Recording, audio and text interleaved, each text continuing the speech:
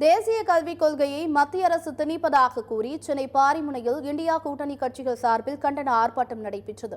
ஆர்ப்பாட்டத்தில் பேசிய பள்ளிக்கல்வித்துறை அமைச்சர் அன்பில் மகேஷ், தேசிய கல்விக் கொள்கையை ஒருபோதும் ஏற்க மாட்டோம் என திட்டவட்டமாக தெரிவித்தார். மேலும் தமிழ்நாட்டிற்கான நிதியை ஒதுக்குவதில் மத்திய அரசு பாகுபாடு பார்ப்பதாக குற்றம் சுமத்திய அவர், தமிழ்நாட்டிற்கான 2152 கோடி ரூபாய் கல்வி நிதியை மத்திய அரசு உடனடியாக வழங்க வேண்டும் என வலியுறுத்தினார்.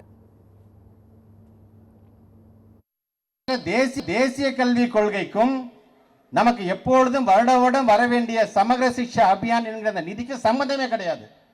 ரெண்டுத்தையும் இன்னைக்கு ஒன்னா குழப்பி இதை ஒத்துக்கிட்டாதான் இதுக்கு போன, இதை ஒத்துக்கிட்டாதான் அதுக்கு போன, நீ சொல்றது எப்படி தெரியுமா இருக்கு?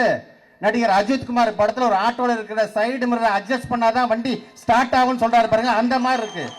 ஆக எதுக்குமே அர்த்தமே உன்னுடைய கொள்கையை திணிக்க வேண்டும் என்கிற விதத்தில் நீ அதை செய்து கொண்டிருக்கின்றாய். அதற்கு எங்களுடைய மாண்பு தமிழ்நாட்டுடைய முதலமைச்சருடைய குரல் தான் முதல் குரலாக இன்றைக்கு ஒட்டுமொத்த இந்தியாவிலே ஒலித்திருக்குது என்று சொல்லும் பொழுது, அவரு 6 மாசம் போய் ஒரு இடத்துல படிச்சு ஆங்கிலத்தில் தானே படிக்க போனாரு. 6 மாசம் வெளிநாட்டுல போய் கோர்ஸ் ஆஃப் கோயபிள்ஸ் படிச்சு விட்டு வந்து இங்க சும்மா வாயை திறந்தா பொய் பொய் பொய், ஆனா நம்மள சொல்றாரு நாம பொய் சொல்கிறோம் என்று.